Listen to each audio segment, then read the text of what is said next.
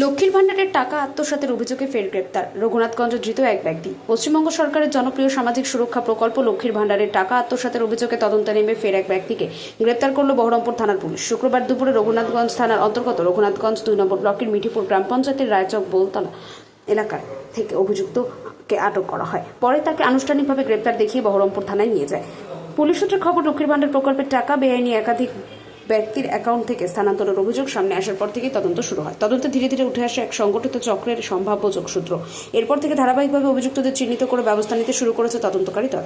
এর ফলে আগে একই মামলায় 3 জনকে গ্রেপ্তার করা হয়েছিল। ধৃতদের মধ্যে ছিলেন বহরমপুরের রাকিবুল শেখ এবং রঘুনাথগঞ্জের মোস্তাফিজুল ইসলাম এবং তফিকুর ইসলাম। তদন্তকারীদের দাবি, তাদের জিজ্ঞাসাবাদ এবং বিভিন্ন নথিপত্র খতিয়ে দেখেই নতুন কিছু গুরুত্বপূর্ণ তথ্য হাতে আসে। সেই সূত্র ধরেই শুক্রবার রায়চক বোলতলা এলাকা থেকে আরও এক ব্যক্তিকে গ্রেপ্তার করা হয়। এই ঘটনাকে কেন্দ্র করে রঘুনাথগঞ্জ ও সংলগ্ন এলাকায় ব্যাপক চাঞ্চল্যের সৃষ্টি হয়েছে। সরকারি প্রকল্পের অর্থ নিয়ে অনিয়মের অভিযোগ সামনে আসে সাধারণ মানুষের মধ্যেও নানান প্রশ্ন উঠতে শুরু করেছে। বর্তমানে পুরো ঘটনা তদন্ত অব্যাহত রয়েছে।